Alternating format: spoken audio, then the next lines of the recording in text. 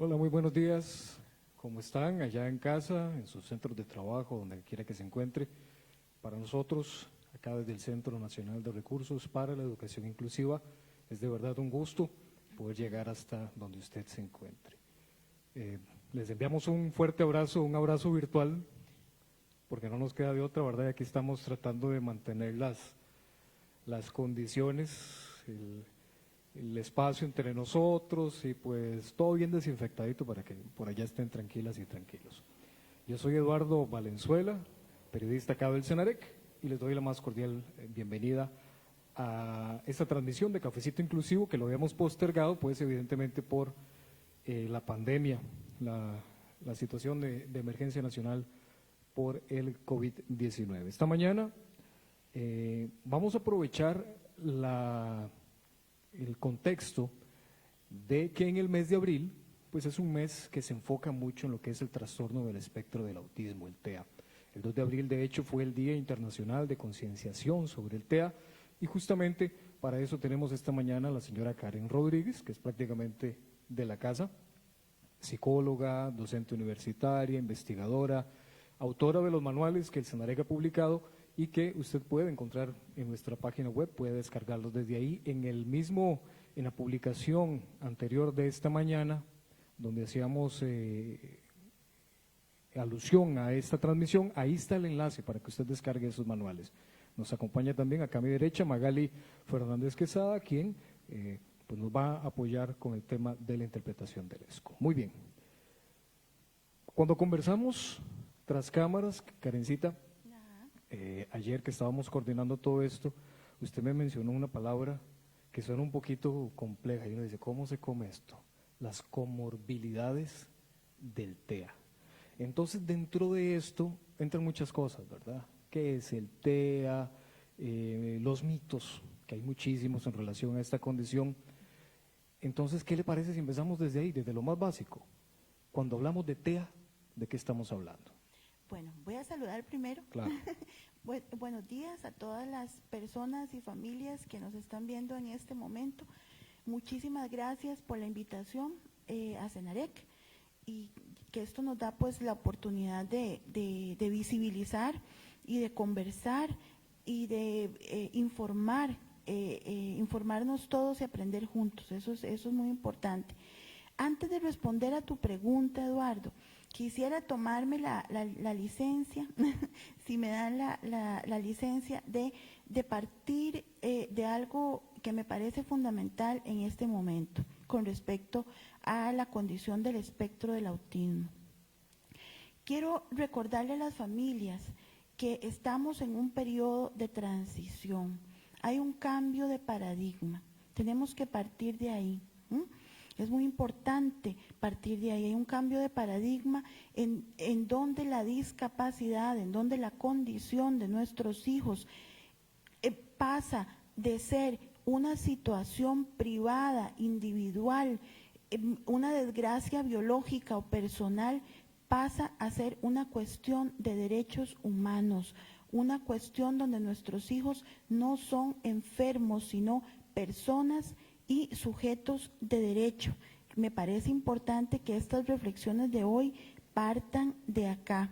Entonces, si bien es cierto, en algún momento vamos a hablar de cuestión de neurodesarrollo o de abordajes o de estrategias, es en el marco de los derechos humanos, ¿verdad?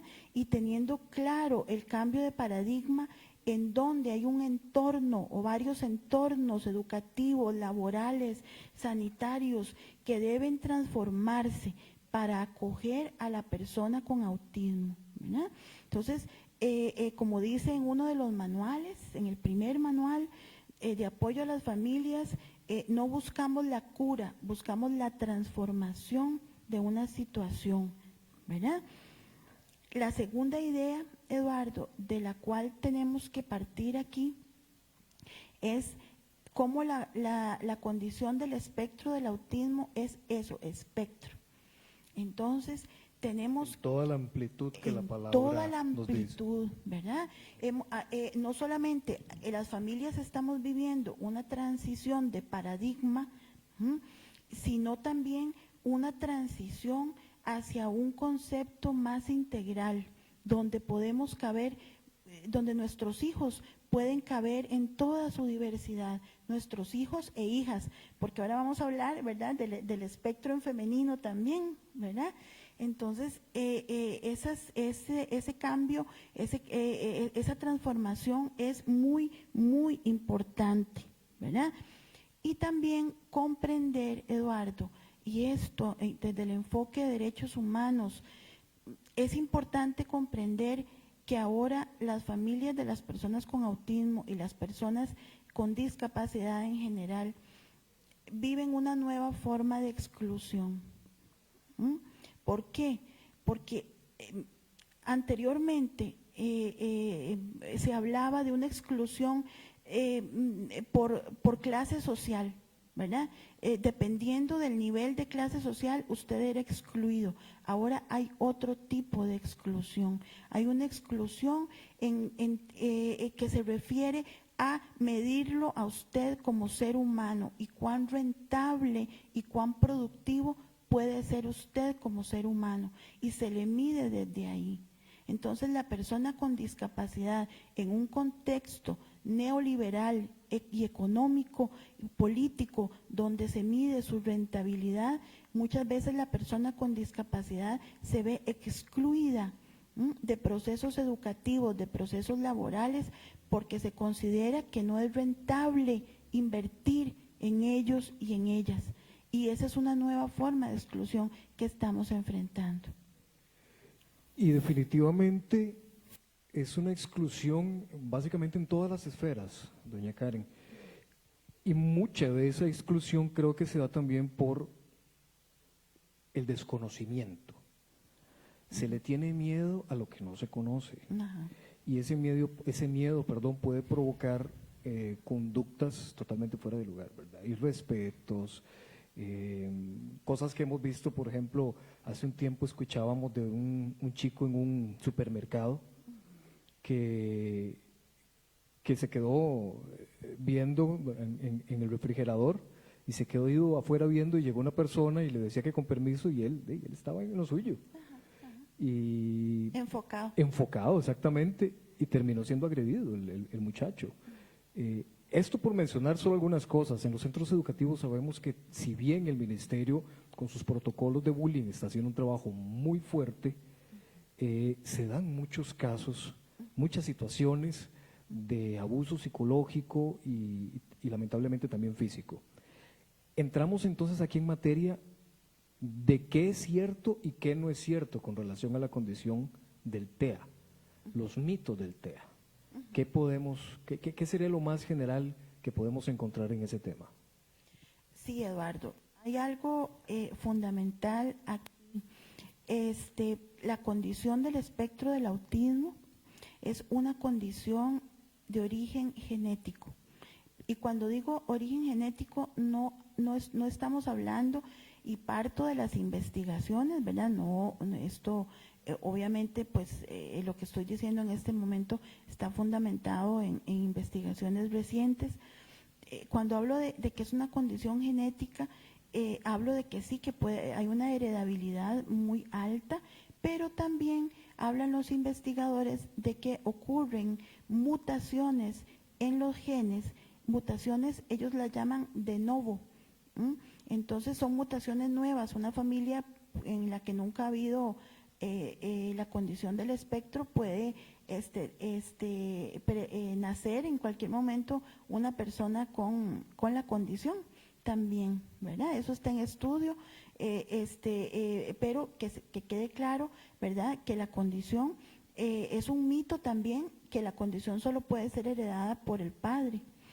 La condición también puede ser influenciada genéticamente también por las mamás, ¿verdad? De hecho, en el nuevo manual se menciona incluso cómo Kanner y Hans Asperger también lo mencionaron, ¿verdad? Cómo observaban en las mamás el fenotipo, ¿verdad? O sea, las características del espectro del autismo también en las madres de los muchachos y de las muchachas con TEA, ¿verdad?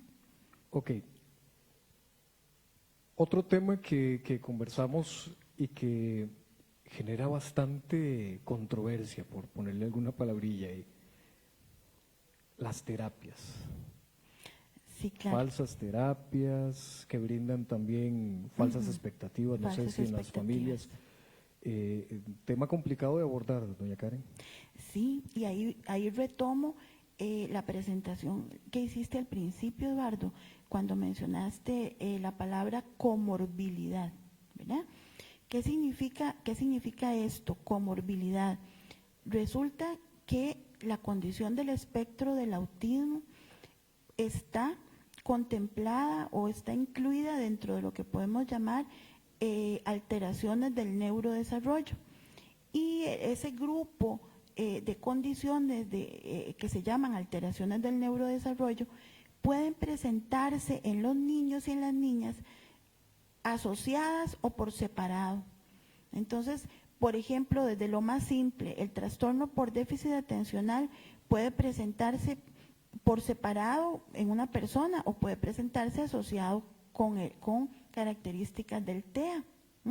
Igual que la hiperactividad o igual que las alteraciones sensoriales. Son condiciones que pueden ir asociadas, y creo que aquí es donde caemos muchas veces en el error, pero no necesariamente estea con esto, con lo otro, porque sí, o sea, puede que haya Puede una que sí, condición asociada. puede que no, exactamente. Pero también hay una serie de condiciones genéticas, ¿verdad? De síndromes genéticos que ya se sabe que tienen un porcentaje elevado de asociación con el TEA. Eso es la comorbilidad, ¿verdad? Entonces, por eso es que nuestros hijos e hijas forman espectro, porque a pesar de que comparten características comunes, ellos tienen sus formas particulares de existencia debido a esa comorbilidad, a esa asociación con ciertas condiciones o no. Entonces, cuando hablamos de falsas terapias, Eduardo, imagínese usted que una condición tan compleja como el espectro del autismo, si puede estar asociada con una gran cantidad de condiciones genéticas, además, no pueden existir o no puede hablarse de que una sola terapia va a favorecer el desarrollo integral de esa persona. Y no hablo de curar, porque es que algunas falsas terapias hablan de curar, y no, jamás voy a usar ese término aquí, pero digamos, si pensáramos que hubiesen algunas estrategias de abordaje para favorecer el desarrollo de las personas con autismo, no sería una sola. De hecho, las buenas prácticas de abordaje a nivel internacional recomiendan que la planificación de los apoyos debe ser personalizada. No podemos generalizar. No hay una plantilla, ni hay un elixir mágico, ni un... Cada persona con sus características. Es a partir de la observación, de la vivencia, de la interacción, ¿verdad? ¿Y qué tan importante el rol de las familias en esto, doña Karen? Exactamente, porque entonces nos venden soluciones fáciles, a las familias nos venden soluciones fáciles, ¿verdad? Dentro de las falsas terapias, una de las más difundidas son las terapias de alimentación, ¿verdad? Las famosas dietas libres de gluten y de caseína. Eduardo, si usted hace una revisión, ¿verdad? Si usted hace una revisión bibliográfica seria, exhaustiva, usted no va a encontrar fundamento en la comunidad científica para este tipo de tratamientos. Una persona con autismo puede ser alérgica a algún alimento como cualquier otra persona, pero no hay ninguna investigación científica que demuestre que una dieta específica o que eliminar ciertos alimentos va a mejorar las características del autismo. El año pasado hubo un taller muy importante en la Universidad de Costa Rica, donde la Escuela de Nutrición hacía énfasis en esto, ¿verdad? Y emitió un comunicado, la Escuela de Nutrición de la Universidad de Costa Rica, al respecto, advirtiendo a las familias sobre que más bien si eliminamos alimentos de la dieta de los niños con autismo, estamos empobreciendo su alimentación, que ya de por sí es selectiva, ya de por sí es selectiva. Ok, quiero aprovechar para recordarle a todas las personas que nos están viendo a través del Facebook Live del Senarec que pueden enviar ahí mismo en la publicación, pueden hacer sus comentarios, pueden hacer sus consultas y vamos a destinar una parte importante del espacio para recibirlas. Aquí tenemos ya, doña Karen, un montón de personas ya haciendo consultas, mandándole saludos a usted, que excelente profesora, excelente profesional. Y aprovecho porque esta hace una consulta acá que viene muy al tema y es una consulta que creo que, o es una de las dudas que se han generado con más frecuencia en los últimos años, tal vez. ¿A quién le corresponde el diagnóstico? Porque creo que hay una confusión, que si es un psicopedagogo, que si es un neurólogo, que si es un psiquiatra infantil. ¿A quién le corresponde? Sí, muy bien, Eduardo. Y volvemos de nuevo al término comorbilidad.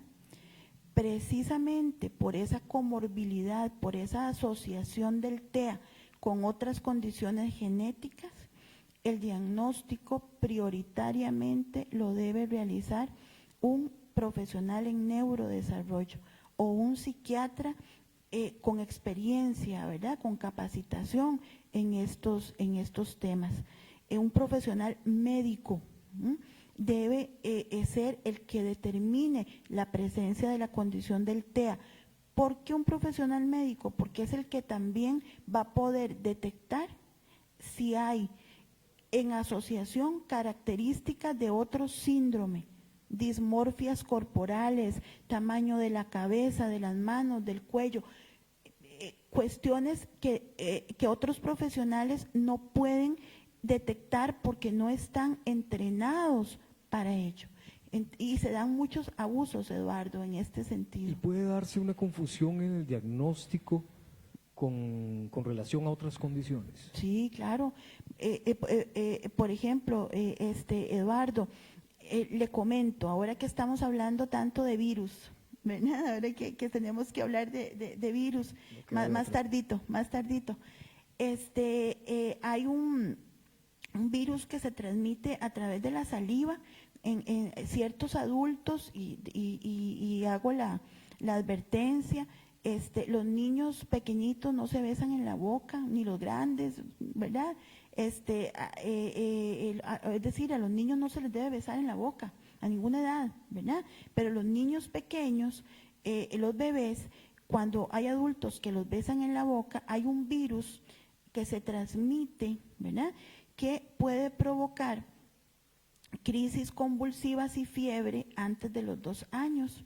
Pero, entonces, los estudios hablan de que los médicos tratan esas convulsiones y la fiebre, pero el virus sigue presente en el niño y va a causar a largo plazo características del espectro del autismo, sin que ese niño haya nacido genéticamente con la condición. Interesante. Otra pregunta que nos hacen por acá. ¿Se puede diagnosticar a una persona ya en edad adulta? O sea, que no haya sido diagnosticado durante su infancia, durante su adolescencia, y ya después, con cierta cantidad de añitos encima, ¿se puede realizar el diagnóstico? Sí, claro, Eduardo, sí. Precisamente volvemos al concepto de espectro, ¿verdad? Cuanto a menor requerimiento de apoyo de la persona con autismo, a mayor capacidad cognitiva, las características del TEA pueden pasar camufladas durante muchos años y pueden detectarse hasta que esa persona sea adulta y las demandas sociales del entorno revelen esas características del TEA.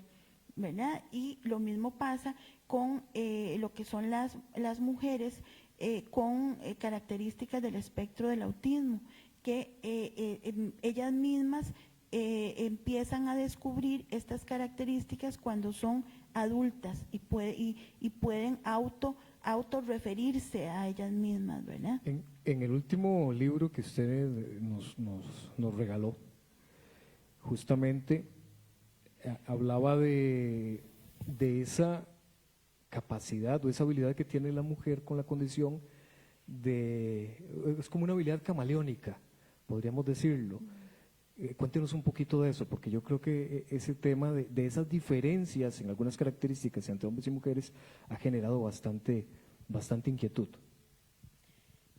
Sí, Eduardo, las mujeres con TEA muchas veces son diagnosticadas, mal diagnosticadas, con otras condiciones, bipolaridad, trastorno obsesivo compulsivo, ¿verdad? Otro tipo de trastorno emocional, ¿verdad? Y que quede claro que la condición del espectro del autismo no es un trastorno emocional. Entonces, cuando se diagnostica erróneamente a una mujer con trastorno emocional y más bien lo que ella presenta son características del TEA, se está incurriendo en un error grave, ¿verdad? Esto es muy nuevo, Eduardo, hay toda una corriente de investigación, pero lo que dicen las mujeres con autismo que cuentan su experiencia es que para ellas es más tranquilizador y más liberador decir soy una persona dentro del espectro del autismo que decir soy una persona con trastorno de personalidad esquizotípica. ¿Ve la diferencia? Entonces, por eso es que es tan importante el diagnóstico, Eduardo, es un derecho. El diagnóstico es un derecho y no un privilegio de los que pueden pagar. Y eso quería aclararlo ahora cuando me preguntaste por el diagnóstico también, ¿verdad? Se está dando un abuso en los diagnósticos, doña Karen, porque tal vez de un par de años para acá, y sabemos que es como una curva que se va, una línea en la gráfica a nivel mundial que va estrepitosamente subiendo. En Costa Rica también hemos visto ese aumento en la cantidad de niños diagnosticados con TEA. Sí, Eduardo. Digamos que el conocimiento avanzado, el estado actual del conocimiento permite detectar a edades muy tempranas, ¿verdad? El espectro del autismo es una condición evolutiva. Hay niños que presentan características del espectro del autismo a los 3, 4 años, a los 2 años, pero esa condición va evolucionando y esas características del espectro del autismo no van a ser las mismas, ¿verdad? Van a estar presentes, la condición va a estar presente a lo largo de la vida de la persona, pero no va a expresarse igual con las mismas características a lo largo de la vida de esa persona. Ahora, Eduardo, es fundamental, como le digo, acudir a un profesional médico para el diagnóstico, ¿verdad? El diagnóstico del TEA no lo puede dar una terapeuta de lenguaje, ni una psicóloga, ni un psicopedagogo. Tiene que ser una persona realmente con conocimiento y entrenada para ello. Sin embargo, sí se dan muchos abusos, ¿verdad? Sí se dan muchos abusos. Por ahí usted encontrará ofertas, ¿verdad? 30% de descuento como si fuera un par de zapatos.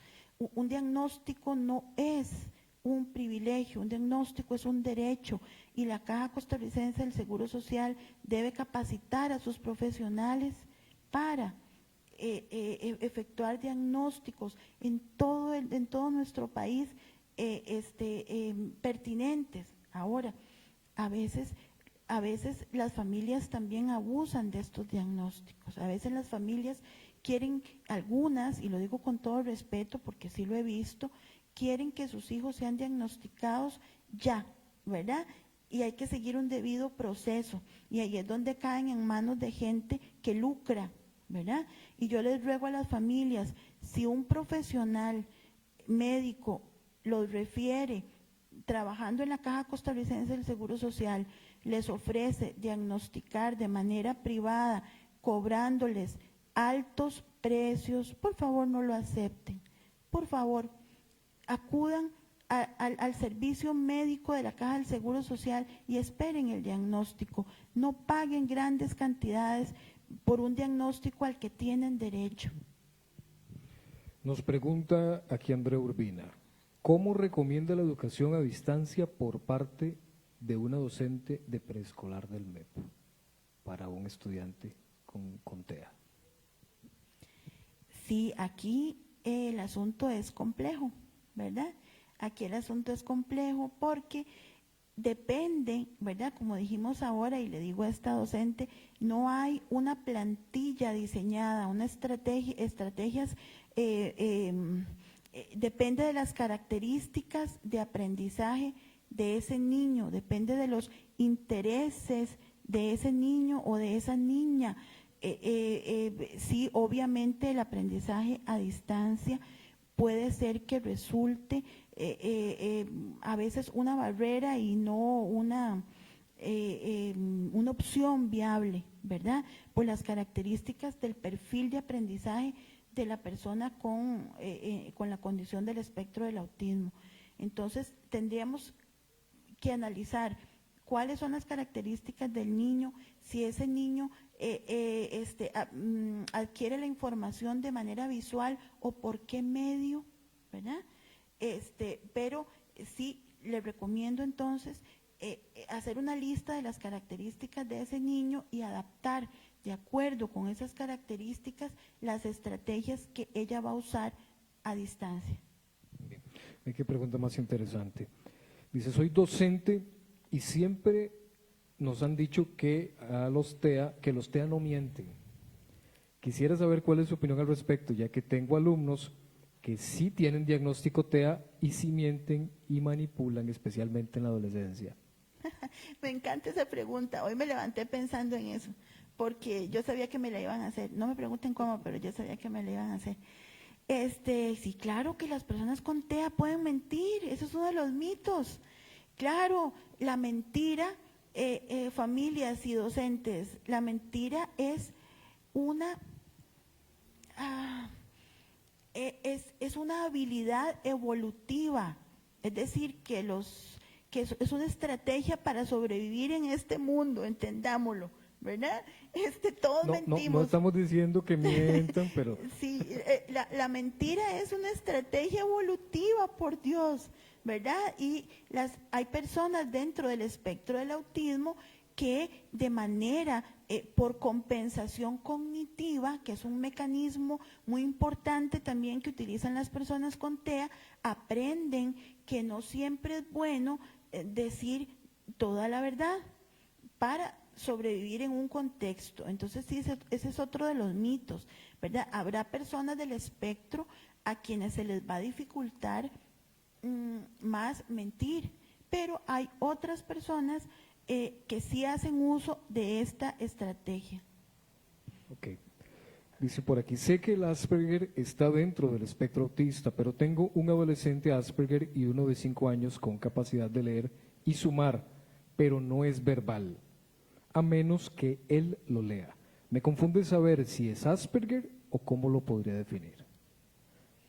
Muy bien, el de 5 años suma y… El de 5 años lee y suma, pero no es verbal. Muy bien. Bueno, ¿es una mamá, una docente? ¿Una mamá? Me parece que es una mamá. Ok. Gracias por esta pregunta porque nos va a permitir hablar de algo muy importante, Eduardo. Le recuerdo, si es una mamita, le cuento a esta mamá que el concepto de comunicación es más grande que el de lenguaje verbal.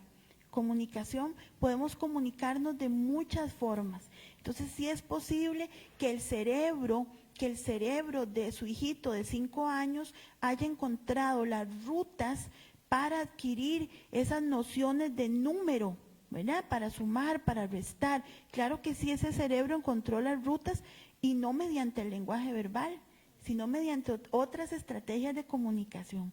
Y eso es valiosísimo. Ahora, ¿qué le cuento?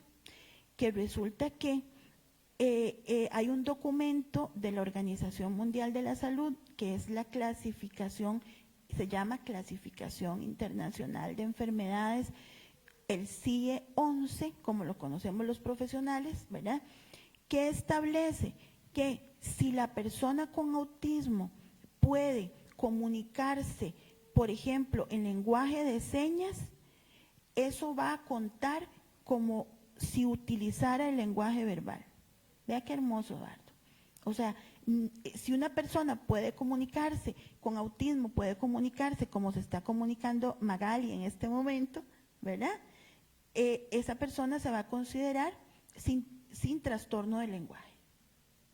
Entonces, yo la instaría y le recomendaría que desarrollara no el lenguaje verbal de su hijo, pero sí la comunicación alternativa y aumentativa de ese chico.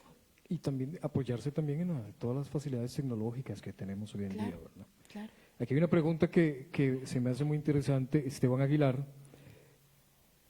Recomendaciones para hacer comprender a los adolescentes el TEA, para que se puedan acoplar a compañeros con este espectro. O sea, básicamente, ¿cómo le decimos a los compañeros del aula? ¿Cómo les explicamos el TEA y cómo les enseñamos a apoyar a sus compañeros? Muy bien. Aquí, Eduardo, voy a usar un término que está, creo que en los dos manuales sí lo utilizo y que la gente que trabaja conmigo y me conoce sabe que me gusta mucho, que es el término traducir. Aquí el adulto, el profesor, la persona del docente es la que traduce, o la persona del padre de familia o la madre de familia es la que traduce la actitud hacia la persona con autismo. Si para mí como docente, si para mí como mamá, mi hijo con autismo es la cruz de mi vida o es la cruz del aula, ojalá este chico no me lo hubieran matriculado en mi grupo, yo voy a transmitir eso al grupo, voy a transmitir eso a los hermanos de ese chico. Entonces, lo primero para poder trabajar con adolescentes es trabajar yo y revisar mi propia actitud y mis propias creencias con respecto a la condición del espectro del autismo. Una vez que yo trabaje eso, voy a poder comunicar que el autismo no es una enfermedad, que el autismo es una condición de vida diversa y particular, como somos diversos y particulares todos. Vamos a poder respetar las características de esa persona como respetamos las de todos los demás estudiantes, ¿verdad? Pero si para lo que trato de decir, Eduardo, es que primero tenemos que revisar qué pienso yo del autismo, porque eso me lo van a leer los adolescentes. Los adolescentes son muy hábiles y van a basarse más en el intercambio simbólico de ese adulto, lo que tiene ese adulto en su cabeza, lo van a captar más que lo que va a decir. El adolescente es muy hábil para eso, capta lo que pensamos y no lo que decimos. Bien, esto también se explica en el manual, pero la consulta dice que si existe un autismo leve, moderado o crónico. Dice, tengo un niño con este diagnóstico, pero él trabaja igual que sus compañeros. Entonces yo creo que es como más o menos el cambio que se dio, ¿verdad?, al pasar del Asperger al TEA en su generalidad. Sí, ¿verdad? Como sabemos, actualmente el autismo se clasifica no en función de su severidad, se clasifica en función de los requerimientos de apoyo. Y hay una gran diferencia en eso. No vamos a clasificar a la persona por cuán enfermo está, sino vamos a clasificar los entornos por cuáles apoyos debemos brindar para que esa persona participe, aprenda, trabaje, estudie, juegue, se divierta, participe en general. Entonces, esos conceptos de autismo, ¿cómo dijo? Severo. Sí, dice leve, moderado o crónico. Sí, habría que revisar la documentación de dónde se tomó, ¿verdad? Pero les recuerdo que el autismo se clasifica en función de los requerimientos de apoyo. Leves son los apoyos, moderados son los apoyos, ¿verdad? No el autismo. No, ni la persona. Ni la persona, exactamente. Justamente era la pregunta que nos hacían por acá, que por qué hay algunas personas que siguen haciendo diferencia entre el TEA y el Asperger. Tengo entendido que todos están dentro del espectro. Efectivamente, eso fue uno de los cambios que se hicieron hace algunos años. Por aquí nos preguntan, ¿cuál es su opinión sobre la ley 19902, la ley del autismo, que si la he escuchado? ¿Cuál es su opinión al respecto? Sí, muchas gracias. Esta es una pregunta que me toca profundamente el corazón, entonces voy a contestar en los dos niveles, desde el corazón y desde mi conocimiento profesional. Hay un gran contingente de familias, Eduardo, de papás y mamás de personas adultas, como mi hijo, de 25 años y más, ¿verdad? Que vivimos un periodo muy difícil antes de la ley 7600, ¿verdad? Y que hemos vivido que se nos han cerrado las puertas en muchos lugares. Tener un hijo de 30 años con autismo no es lo mismo que tener ahora un hijo de 8, de 10, de 4 años con autismo. Entonces, esas familias vivieron situaciones muy difíciles, muy difíciles, que se tratan pues de retomar con la ley de alguna manera, ¿verdad? Y yo respeto mucho y siempre recalco que tenemos que partir de que somos espectro, desde los chicos con TEA, con mayores requerimientos de apoyo, a los chicos con TEA con menores requerimientos de apoyo, y aquellos que pasan camuflados en el sistema y nunca se detectan. Somos espectro, ¿verdad? El autismo, Eduardo, que nos toca vivir, nos marca. El autismo no es lo mismo para todas las familias y eso lo tenemos que tener claro. Ahora, ¿qué es lo que no me gusta de la ley? ¿Qué es lo que no me gusta de la ley? Que esta ley está confundiendo la condición de discapacidad con la situación de pobreza. Entonces, se pelea básicamente por una pensión para las personas con autismo y se está obviando, ¿sí se está escuchando esto? Sí. Sí, es que de hecho, Marquito, por acá nos están diciendo que se bajó el volumen de la transmisión. No sé si será algo propiamente de la plataforma del Facebook o qué será. Ok, listo, ya estamos bien. Ahora perfecto, sí. muchas gracias, Marquito. Bueno, entonces, repito, algo que me preocupa profundamente de la ley de autismo, de este proyecto de ley, es que se confunde la condición de autismo y las necesidades de la población con autismo con la situación de pobreza extrema. Hay una confusión en la ley. Entonces, las familias reclaman mediante esta ley de autismo una pensión. Ahora, Eduardo, seamos honestos con varias situaciones. Esta pensión no va a ser utilizada para generar los apoyos para la persona con autismo. Va a ser utilizada para comprar el arrocito, los frijoles y pagar la luz y el agua de la casa. ¿Por qué? Porque los apoyos no deben ser un privilegio, deben ser un derecho. Entonces, una ley para personas con autismo debiera de luchar específicamente porque los apoyos los brindara la Caja Costarricense del Seguro Social y el MEP, y que no fueran que tener costeados por una pensión, que tener que ser costeados por una pensión que no va a alcanzar para eso. Entonces, Eso es lo que me preocupa de esta ley. Familias, si nos conformamos con un cheque que nos den al mes, eso no va a ser suficiente. Los derechos de nuestros hijos van a ser más amplios, pero además, Eduardo, algo más grave todavía. Y es que entonces, y aquí hablo como madre, es que entonces nuestros hijos van a ser sujetos de asistencia social y no van a tener la oportunidad de ser sujetos de derecho, con oportunidad a trabajar, con oportunidad a participar de un empleo, de una sociedad. Eso me preocupa, que nos conformemos con un cheque por mes.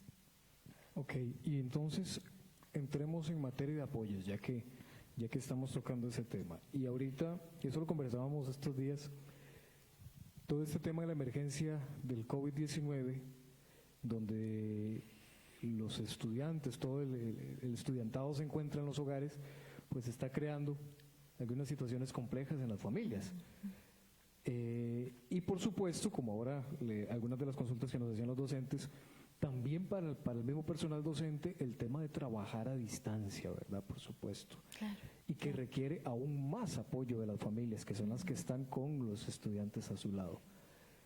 ¿Cómo trabajamos o qué recomendaciones? Porque no quiero que se nos vaya el tiempo sin hablar de esto.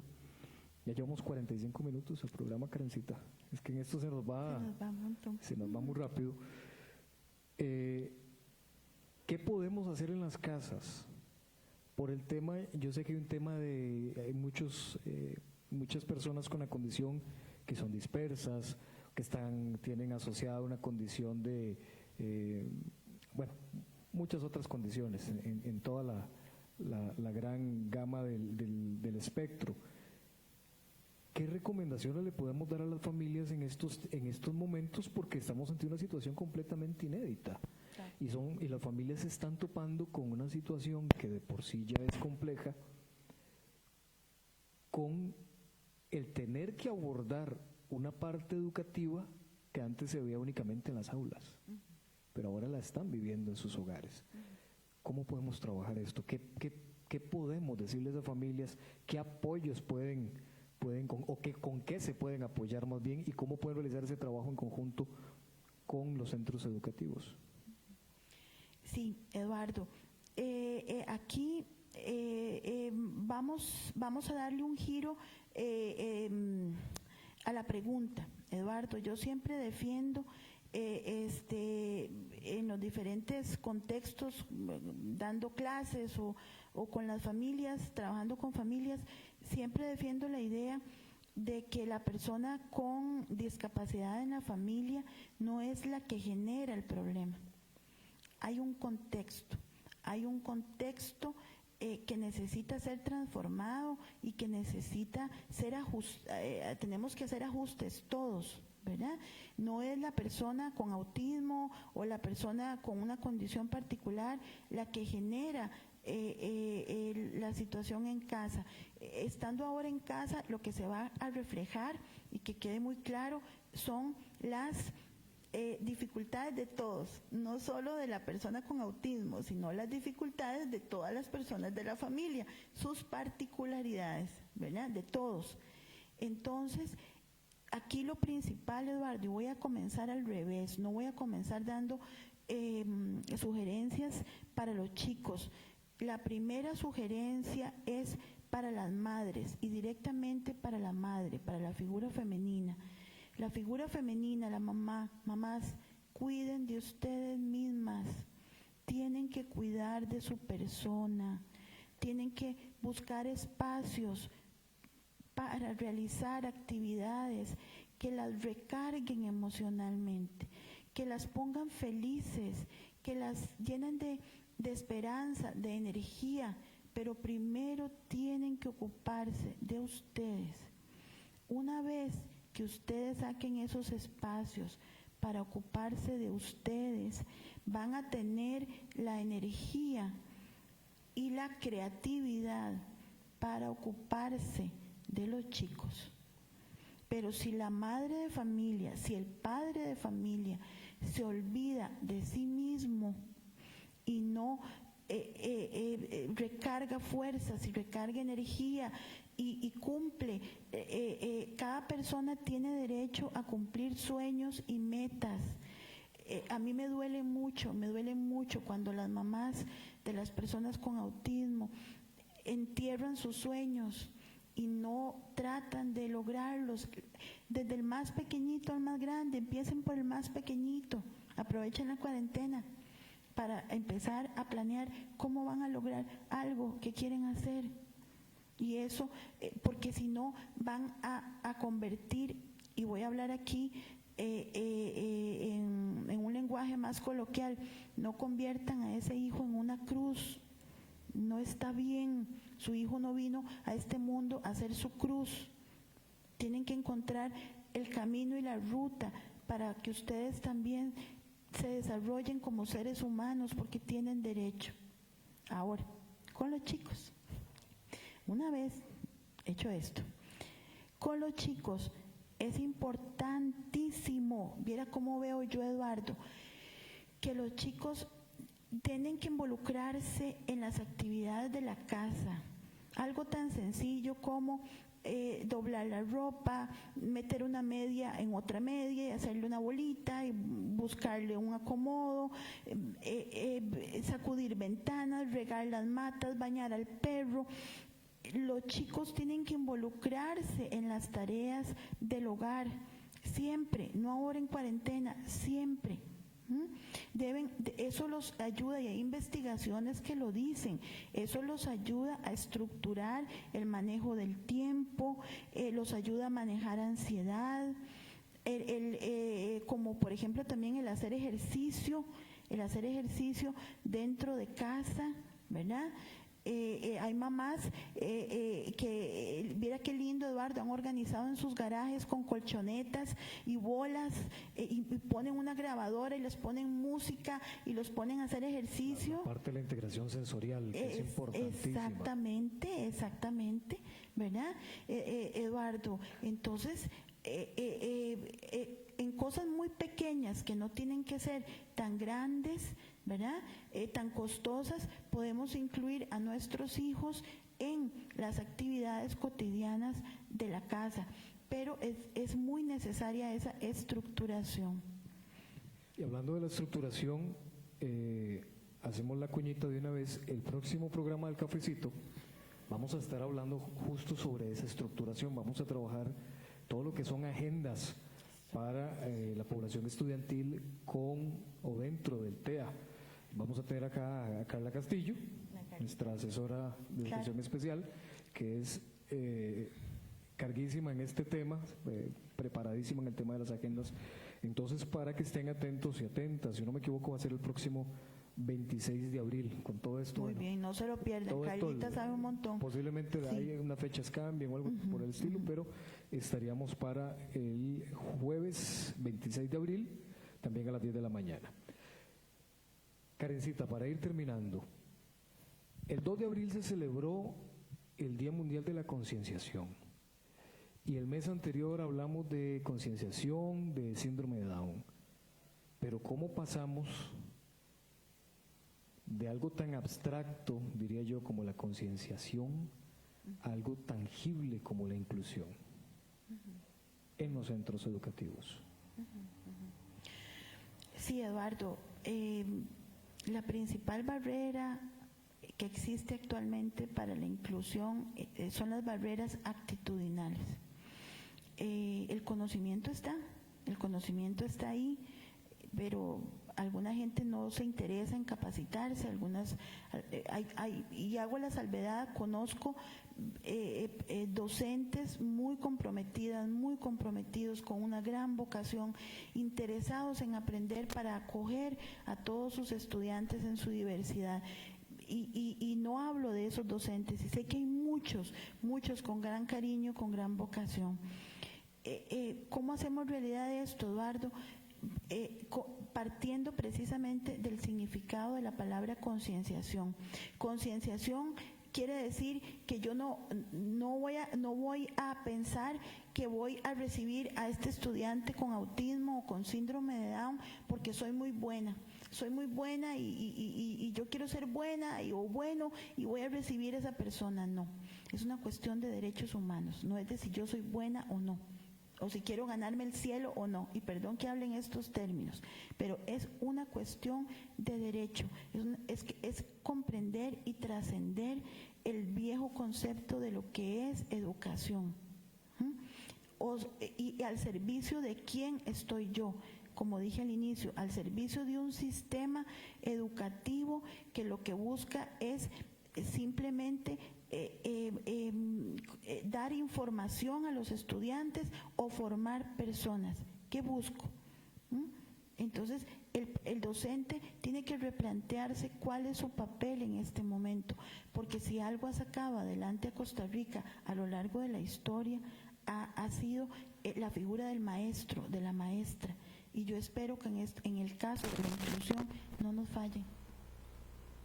Por acá un papá comenta que él tiene un hijo ya adulto y está trabajando en este momento con la condición de TEA, está trabajando el tema de la independencia monetaria y que pues es una situación compleja porque evidentemente lo que quiere justamente es promover esa independencia, esa autonomía en su hijo.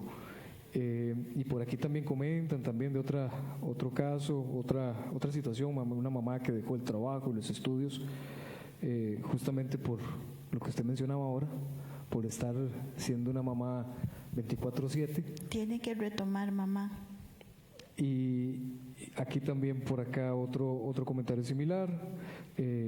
Lo que acaba de decir es de suma importancia para las madres. Pienso que con cualquier condición por las que una familia tenga dentro de su casa se pierde de vista a esa persona tan importante, que está refiriendo precisamente a las mamás. Muy brevemente, Karencita, porque ya se nos agota el tiempo. Dentro de todas las cosas carguísimas que yo podría decir de usted, psicóloga, docente, asesora, yo sé que la que más le llena de orgullo es ser mamá. Ya Juan Bautista, Juanvi, ¿verdad? Es un muchachón grandísimo, con un nivel de independencia muy, muy elevado. Y sé que también eso es, pues, por todo lo que está promovido en él y dentro de su familia, que tengo la suerte de conocer a toda su familia también, todo ese trabajo que se ha hecho desde lo interno de la familia ha generado que Juan Bautista sea la persona que hoy es. A muchas familias les está costando mucho ese tema, por miedo o por desconocimiento, por falta de apoyos o por no buscarlos. ¿Cómo nos quitamos, ya para ir cerrando, ese miedo a generar personas independientes? Sí, Eduardo. Primero decirle a las familias que no se queden solitas, acudan a capacitarse, acudan a procesos como los que abre el CENAREC, como los que se abren, por ejemplo, la UNED tiene un proceso, como usted sabe, muy valioso desde el programa de desarrollo educativo de la Dirección de Extensión de la UNED, con la máster Jimena Celedón, tenemos un programa abierto a las familias. Acudan, cuando brindemos capacitaciones, no se queden solitos en la casa, aprendamos. Y sobre todo tenemos que transformar nuestra forma de pensar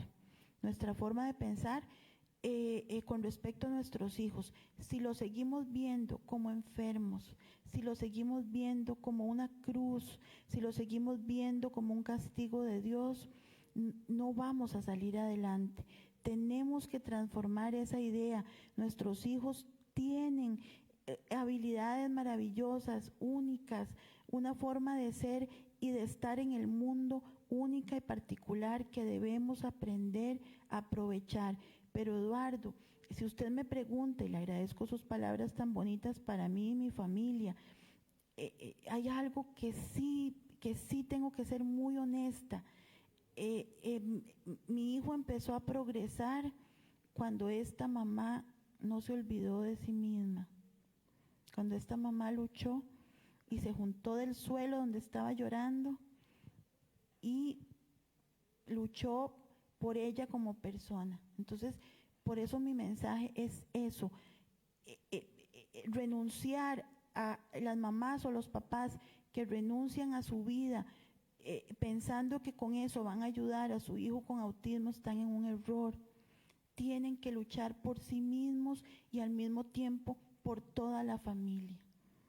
Muy bien. ¿A dónde la podemos contactar, doña Karen? Correo electrónico, tal vez, si alguien tuviera alguna duda. Eduardo, vea, yo le agradezco montones, pero y me encanta que me inviten, pero yo sí quiero compartir y la gente que me conoce lo sabe, yo no hago diagnósticos, no vendo diagnósticos, no hago ofertas de diagnósticos, soy docente e investigadora universitaria. Me pueden contactar en el Facebook, que es Educatea, ¿verdad? Pero que quede claro que yo no vengo a vender, no vengo a vender. Vengo a aportar y a trabajar juntos, y por eso agradezco tanto y quiero tanto al Senarec que me da esta oportunidad de hacer eso. Entonces, bueno, vamos terminando así. Muchísimas gracias a doña Magali, muchas gracias a doña Karen, a usted que nos acompañó. Gusto. Hasta luego. Desde su hogar, desde sus centros de trabajo, desde donde sea que usted nos esté cuidando a todos, porque como dijo el Papa Francisco, de esta no salimos solos, de esta nos tenemos que cuidar todos.